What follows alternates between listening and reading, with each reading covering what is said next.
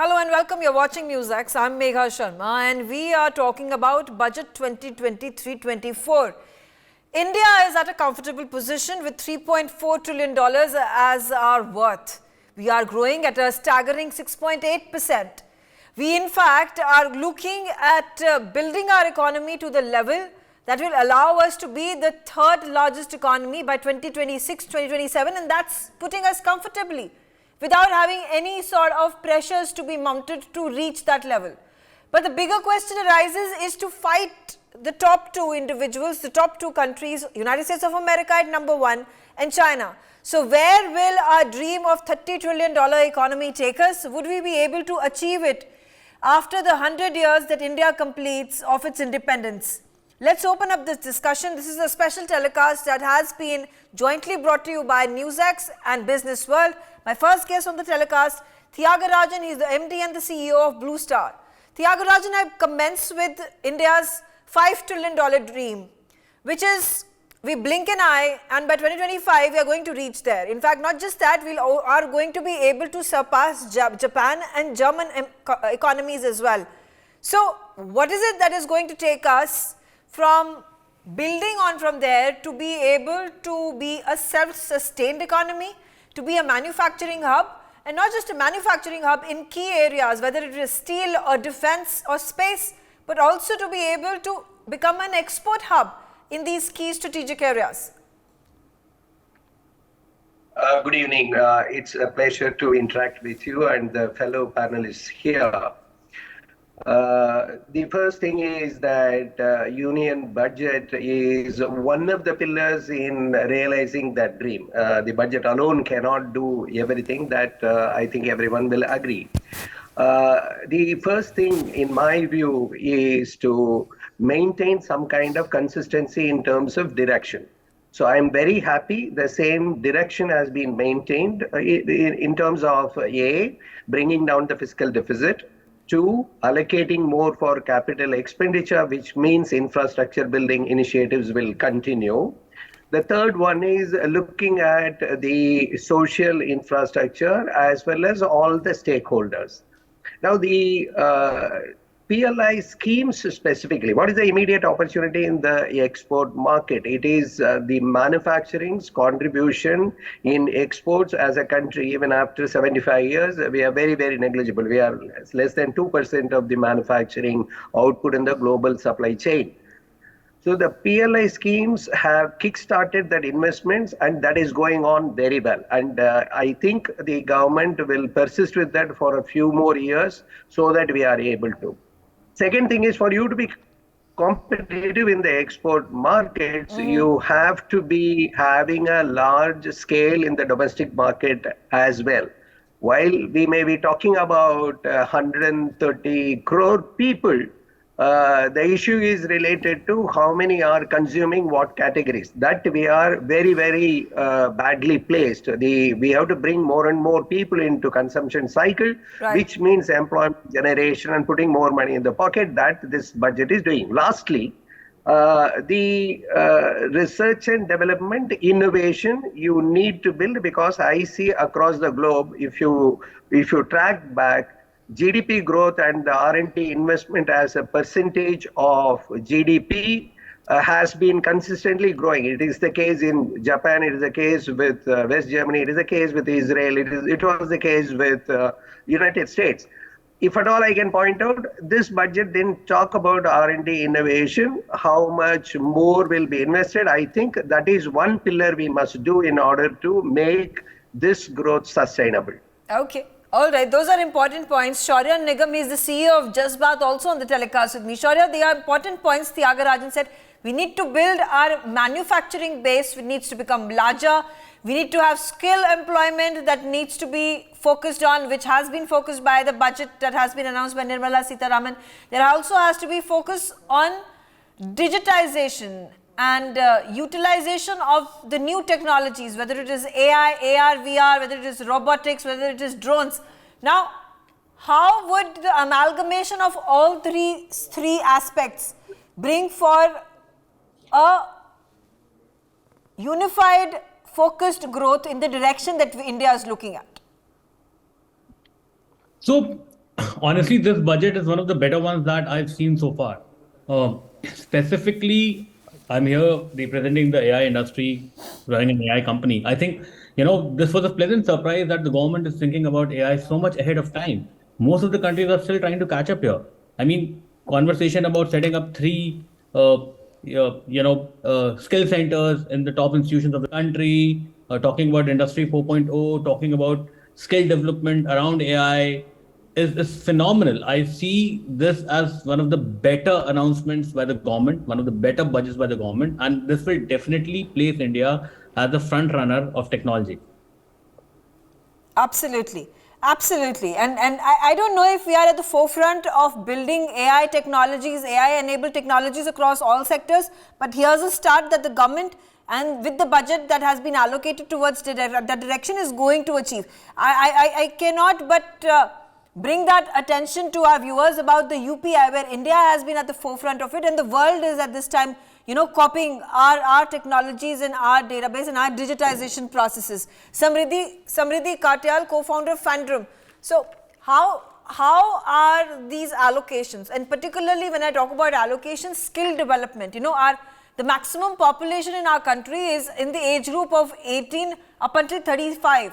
And they need to be properly skilled to allow for these various sectors to then gain out of the vocational training that these youth bring forth. How can this be more streamlined?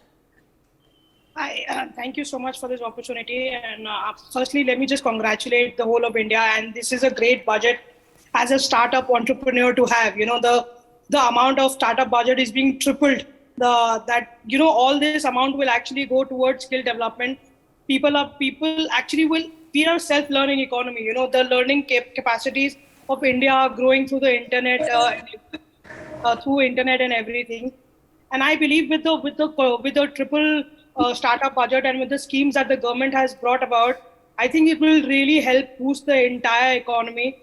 And we will soon be there as the first startup base in overall world, right? Right. Okay. Okay. That's short and sweet. Anurag, you want to speak about skill development? That has been the focus. Megha, Skill India initiative particularly. Megha, of course, skilling is the right way to be able to build the GDP, because one, in every sector there are new skills to be learned. Second, there are new areas.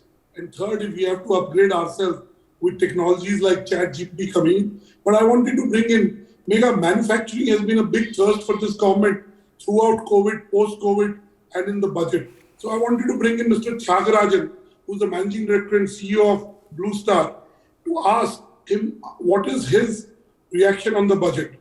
Okay, I did ask that. Thiagarajan actually mentioned about this, and we're going to speak about, he spoke about obviously the 45 lakh crore budget that has been allocated in terms of the capital expenditure. He's spoken about the budget. It has been evenly allocated with regards to skill development, obviously disposable income that is going in the hands of the middle class, and also with regards to creating the manufacturing hub and the export hub. But Thiagarajan, continuing with that conversation, when it comes to steel, when it comes to cement, when it comes to several of these key sectors that are of ingrained importance for any economy to thrive and to be able to then participate in the competition outside of the country, whether it is China or United States of America. Are we at this point in time buoyed enough to reach that level? And if that we reach that level, in how many years? I think we are at the right stage for growing, but we have not arrived. I think it will be at least a 10 to 12 year journey, but it has begun well.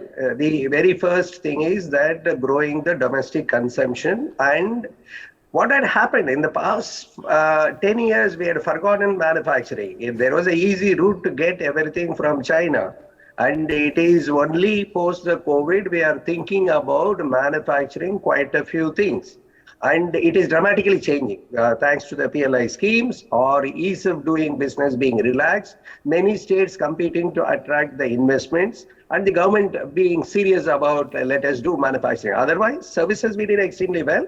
We outsourced everything to China. So that journey has begun. Second is with regard to the free trade agreements. The government had been working extensively in getting that in order.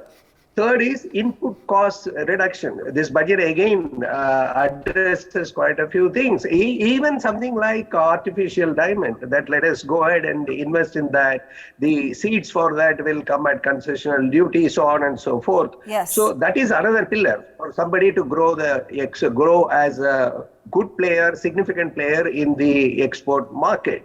Absolutely. Now, Like most we discussed, importantly, the import duties for mobiles has also been increased because you need domestic consumption to grow and thereby end up having a healthy competition with technologies that are coming in from abroad as well. I'm going to state one point, then I will conclude. The most important thing is building Made in India as a brand. So this budget is talking about that as well. And right from the Prime Minister, they are all working to create that image. And I'm not leaving it to the government. Every one of us as stakeholders will have to play that role to build our image as we are also one of the destinations. By the way, this China plus one we have been talking about, if you go and see outside, it is not that all have now assumed India is the destination. We have to do a hell of a lot of marketing work in order to position India as a reliable, high quality, low cost player.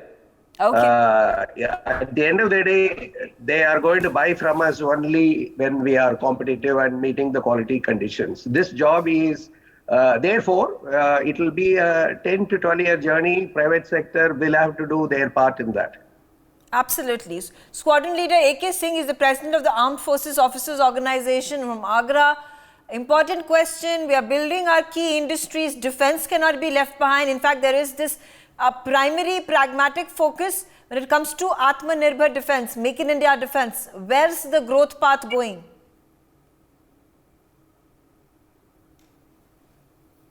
Okay, I'm being told that he'll join us momentarily, but Srinath Sridharan, author and commentator, I'm going to again ask you about the same thing. You know, key sectors and defense particularly, you know, focus front, center on defense, on Atmanirbhar defense, on Make in India defense. I think defense sector, Atmanirbharta is a great idea, but if you have to work with downstream companies, we also have to equip them with latest technology, understanding of the regulations and rules. How do we get them to compete? Otherwise, we are going to do what manufacturing has suffered, as Mr. Tyagarajan said. Our manufacturing suffers from lack of scale. Can we name, do we have even one factory which employs 100,000 people working there? We still are not fit enough to, we are not able to have labor economy. We're able to say that we can manufacture a lot. So if we compare even with a Taiwan or a Vietnam, we have a long way to go. We are able to do, PLI scheme is bringing us revenues and taxes, but it is not able to increase what I call as labor intensive workforce.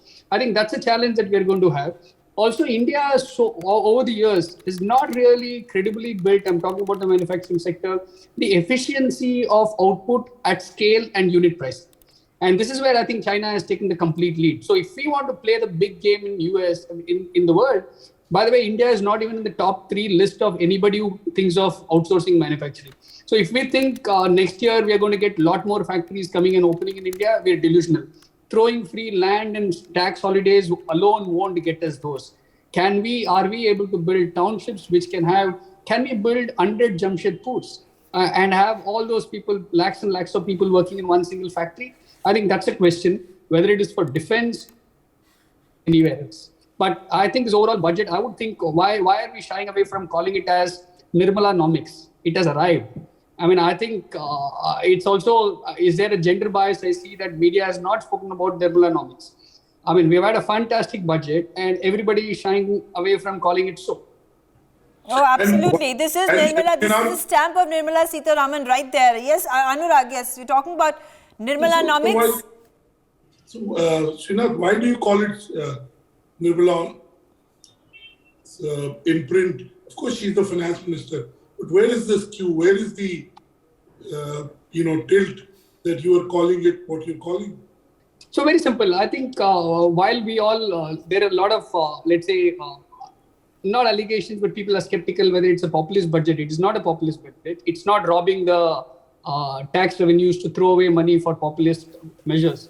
it is what I call a warm budget, right? I mean, the WARM, it is targeting women, agri, rural, MSME. And the base that it is using, the framework, is digital and internal consumption. So I think from that point of view, it's a very, very balanced economics. And it has got trade and commerce built in it. So that is why I'm calling it as Nirmalanomics, because there's also that skepticism people had saying an economist, what is she doing? Or this is a fifth budget, what are we delivering? But I think we are seeing a different, I mean, this time when you looked at her body language, was far more relaxed. She was smiling. Even that, I don't know whether it was deliberate goof up, talking about politicians versus others. But she was far more relaxed. I would also like to mention, Srinath, the fact that she has been consistent over the 4 or the 5 years that she has presented the budget. The budget has been prudent. It has been focused. Like you mentioned, the areas that have been of focal point for the government and for the finance ministry and thereby Nirmala Sitharaman have been MSMEs, have been the manufacturing sector, Atmanirbharta, skill development, and therefore this forthrightness in the budget by the finance minister has fulfilled several of its targets in the past years, and it goes on in continuation, and therefore you require a government to be winning term after term to allow for the growth of the nation, growth of the economy in the several aspects in by way of schemes and initiatives and yojanas to then be trickling in the money in the right direction. That's true. Just to address Anurag's question, I mean, I still see some sectors which have a gaping miss, and it is of concern to me. As a citizen, for example, we've just come out of 3 years of COVID, 2 years of lockdown, and yet we have not learnt about the need for public health. Our spends on public health care is abysmal. I mean, if we have not invested now, it can become a strategic weakness. I mean, you have a 80 crore youngsters less than 35 years of age. And if you're going to have a healthcare issue, that's a strategic weakness as a nation. So if we want to have a stronger nation, if we want to be a developed nation, we also have to start investing in healthcare. So I would have expected some more nudge, not just opening medical hospitals or nursing homes, but actual investment in primary and preventive healthcare going forward. And along with a robust insurance sector. I mean, I think we will need drastic sets of insurance reforms where we can bring in more what I call as customizable products, insurance products. We are today copying what's available in the West and applying it for the Indian context. That won't work. There are 2 of these schemes in terms of insurance that have been launched by the finance minister in the announcement that she made. And also there has been a pension scheme that has further been augmented, just to mention, for senior citizens. So I think that amount has been, doubled or tripled, as a matter of fact, in terms of single accounts and joint accounts. But Thiagarajan, we're talking about prosperity, we're talking about growth, we're talking about economy, but at the same time, we are talking about getting the majority part of the country, which is in the poverty level, larger percentage of the people who are in poverty level, to come up to the level of the middle class and then have aspiration to grow further. I say in terms of the Anna scheme that has again been funded, which has been a pet project of the Prime Minister. We talk about Ayush, of course, Ayushman Bharat and Ayush, which has also been propagated in terms of eradicating sickle cell anemia. At this point in time, there has also been push for women empowerment, so economic empowerment of women. Atulya Yojana that the Prime Minister, by way of Nirmala Sitharaman, has taken forth. So it's an all-encompassing budget. It's not just focusing on the MSMEs or the manufacturing hub or making India into an Atmanirbhar Bharat, but it is also then ensuring that the toilets stay built, the awas, the houses are brought in for the people, because they don't want it to be a skewed development. They want it to be a development where every single of the 104 billion people in our country are coming together and looking for the aspirational India, aspirational Bharat that we all want to be part of. I would add to that actually the agriculture related interventions. The number one is connected with the agriculture accelerator fund itself. This is one of the opportunities basically to modernize the technologies there, improve the productivity. We are coming out of unfortunate thing of the agri reforms not going through. Then the government is trying to do around, many institutions are playing a role in this in order to achieve this actually, because we should not write off agriculture because the reforms failed. So therefore, other means to be. So agriculture startup fund is one. Imagine Sri Anna or the millet as an initiative. I think it has got a great potential in terms of food security and diversity in agriculture and the climate resilient agriculture and providing opportunities for growing the agriculture sector. In fact, a lot of money to be made there, both the agriculture farmers as well as the organized industries. Now, storage capacity was one of the constraints, and one point of a time, huge harvest, some other point of a time drought, creating fluctuations, and this particular one of creating storage capacity across the districts. Now, one district, one product, more fund has been allocated to that. Right. So, rural economy in terms of agriculture is addressed, but most impressive thing to me is to think about National Digital Library and the libraries for non-curriculum and tribal student education, residential schools, and 38,000 teachers to be recruited at one stroke. Right. This is called sustainable development in the sense that you provide education, many other factors are taken care of rather than giving some incentive or free meals. So that is actually a very impressive initiative in my view. I agree on that point. Anurag, I'm going to come to you. You know, tourism has also been the impetus that it required, which has been given by the finance ministry. And you know, speaking about one district, one product, building these unity malls, these heritage centers, and picking up these 50 destinations which are going to be made into top destinations of the country, where domestic as well as international tourists are going to be arriving. What do you make of that? Megha, first of all, the Prime Minister, when he's inaugurating, let's say, a Kashi religious corridor or the, Mahakal Ujjain corridor, these are centers of economic activity. I would have expected much more talk about this. We don't talk of religious/spiritual tourism. If we are able to give a boost to it, India's domestic consumption of tourism itself can add to India's, GDP growing, thus bringing the people from outside, bringing foreign tourists. So while the emphasis has been there, but in my view, I would have expected much more on tourism. For some reason, tourism doesn't seem to be high as high it should be. It's not that it is neglected on the policy framework. Let me also bring in, Nirmala Sitharaman also talked about AI2 centers of excellence for artificial intelligence. Right. So let me bring in Shaurya Nigam, who is the founder of a artificial intelligence generative company called Just Bath. Shaurya, do you think that government's start is good enough, but it needs to be deeper? What is your comment? Sir, from the very view of it, I think it's good enough because at least we were a catch-up country, especially when it came to technology, right? India was never developing technology in-house. This will give an immense boost to something which is already being created in the world as we speak, right? So instead of we catching up in the AI game, we will probably be at the forefront of it. I think setting up these skill centers in the top institutions of the country speaks volumes the way this government is thinking about, giving a technological boost to AI and, the latest tech that is available out there. Okay, Shaurya.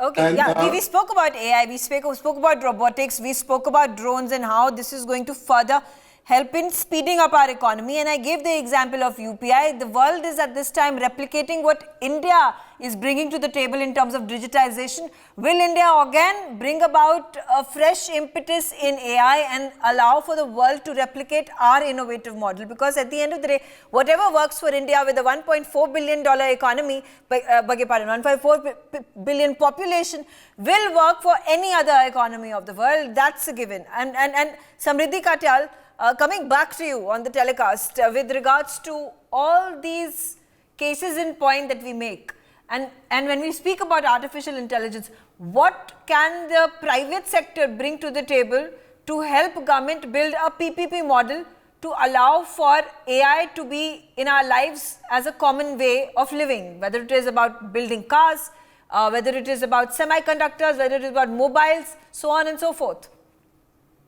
AI, we believe, will play one of the most important roles, as Shaurya and Anurag sir mentioned, right? We are just at the cusp of starting to bring the AI. With the chat GPT coming in place, we've all seen the generative AI becoming the most disruptive piece in the whole ecosystem. Yes, it needs a lot of personalization. I still believe there is a lot of bias in the whole AI system that is being developed. And till the time we actually solve for that bias being in the AI, I think people like Shaurya and other people who are building AI should actually look into the bias that is being generated through the AI before it comes into the mainstream for government and other sectors, right? Bias will play a very, very, very important role. And as a woman, it scares me because when people are talking about AI taking decisions for law, or AI deciding the cars, or AI deciding everything else, it's really scary. You know, the other day I was just typing in how to just talk to a child, you know, and my husband was writing how to get my child answer a particular question, and it just automatically expects that a mom is writing all these questions, because at the bottom of it, it just said yours truly, mom. You know, there are a lot of bias, and it really scares me. All right. So there are precautions that need to be taken, and due diligence that needs to be taken when it comes to utilizing of technology. We learned it when computers came into being. We learned it when internet came into being, and there were all these concerns and problems that had arisen. But the responsibility and the onus lies on the users. But Srinath, before I wrap up this discussion, quickly a answer from you about the MSME sector. About also the sectors, about foreign investment, and how ease of doing business has continued to be a permanent fixture for the finance ministry every single time budget has come, and the gift cities we talk about, the gift IFSCs that we talk about, and common compliance windows that we talk about, they have all been inculcated in the budget. See there, I think the first one is ease of doing business will continue as a topic for the next 5-6 years. One of the massive steps this government has taken is decriminalizing a lot of these redundant acts of commission and emissions. So that going forward, if they can fast track it, it will give a lot of confidence. Two, I think it is also pegged on judicial reforms. I mean, one of the largest litigants in the Indian courts is actually the government of India and its entities. So they really have to figure out what is it that they will go to courts for. So which means not only bring in these laws with proactive step, but can they also look at retrospective effect? Of course, that's a big mindset change, and that's one. Three, on MSME, I think we still haven't scratched the surface. While we have a lot of research reports which will claim that we have done enough for credit access, I think they will have to bring in special regulations or special limitations from banking sector to push credit access to MSME. Classic case in point, 30 years China didn't have anything. In 30 years, 80% of the GDP comes from MSME. So that's a learning that we can do whether we like China or not. Gift City going forward, I think one of the strange conversations, I think we'll have to figure out it, why did P-Notes come back in a different form to Gift City? I thought we had done away with P-Notes and did not want that topic at all. And suddenly it has emerged. And I think hopefully the officials will give a clarity of what is their thinking about P-Notes. Okay, all right. I only have as much time. I thank all my panelists for joining me on this special telecast. For more such videos, subscribe to the NewsX YouTube channel, hit the bell icon.